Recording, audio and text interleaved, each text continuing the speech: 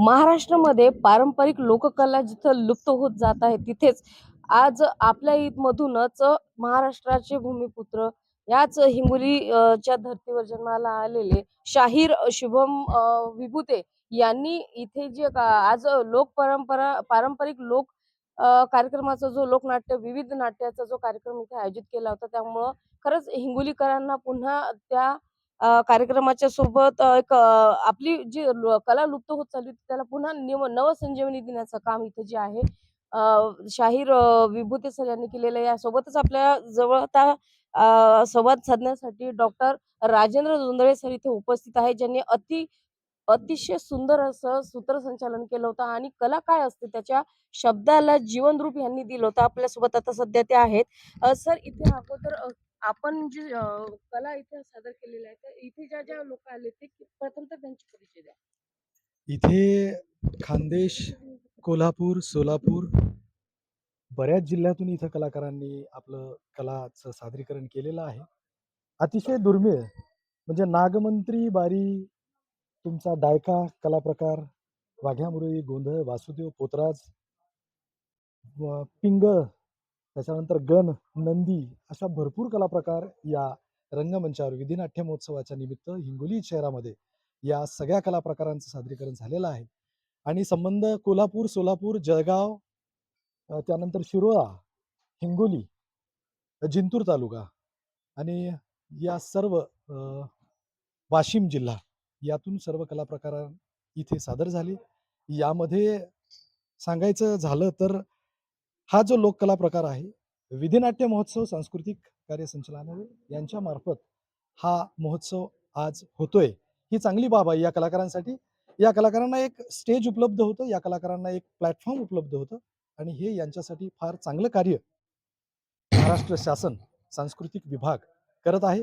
आणि आमचे मित्र सर विभूते सर म्हणजे जे स्वतः एक युवा शाहीर आहेत आणि त्यांच्या या सगळ्या समूहाने, त्यांच्या ह्या सगळ्या संपर्काने आज आपल्याला पुणे येथील सुद्धा एक जोगता कलामंच कला प्रकार आज ते नाही आहेत, काल कला प्रकार करून गेलेत ते. त्यांनी सुद्धा अतिशय सुंदर जोगवा आणि देवीचे गाणे, पारंपरिक गाणे या रंगमंचावर सादर केले. अतिशय सुंदर असा कार्यक्रम झाला. या कार्यक्रमाचं निवेदन करायला मला फार आवडलं, कारण या कलाकाराच्या स्वरूपात मी एक कलाकार आहे, सर एक कलाकार आहेत आणि सांस्कृतिक कार्य संचालनालयाचे जे संचालक आहेत रवीजी पांडे, सहाय्यक संचालक संदीपजी बलखंडे सर यांनी कलाकारांनाच घेऊन हे कलेचं सादरीकरण केलं. यामुळं याला खरंच जिवंत रूप आले आणि आपण आमची ही कला, आमची बातमी तुम्ही जनमानसांपर्यंत पोहोचता, त्यामुळे तुमचे पण फार फार आभार. मी शाहीर सरांकडे येणार आहे. आता शाहीर म्हटल्यावर आपण कलावंत आहात.